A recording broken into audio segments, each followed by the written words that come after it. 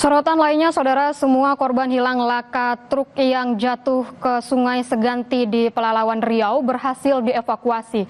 Total korban meninggal dunia sebanyak 15 orang.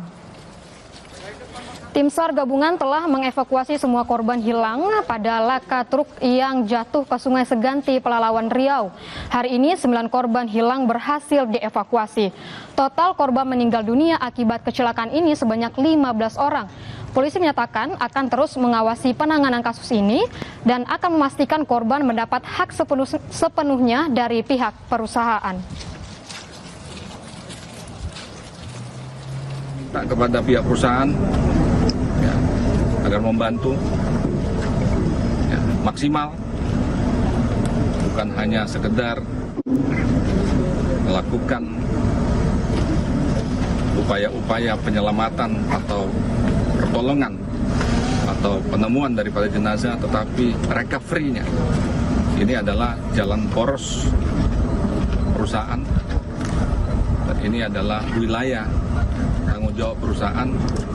Saya akan awasi.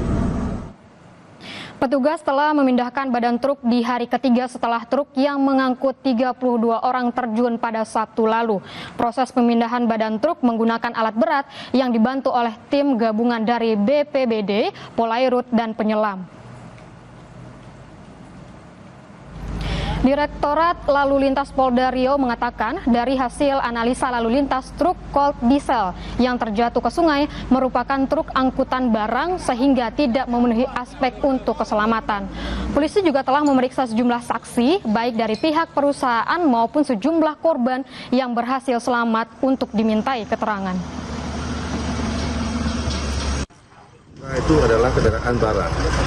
Kendaraan untuk mengangkut penumpang atau orang adalah kendaraan yang sudah disiapkan sesuai dengan standarisasinya dari TPS. Karenanya kami mengimbau kepada seluruh masyarakat ya, apabila menggunakan kendaraan motor yang sudah disiapkan dari mungkin apapun fasilitasnya agar disesuaikan dengan peruntukannya.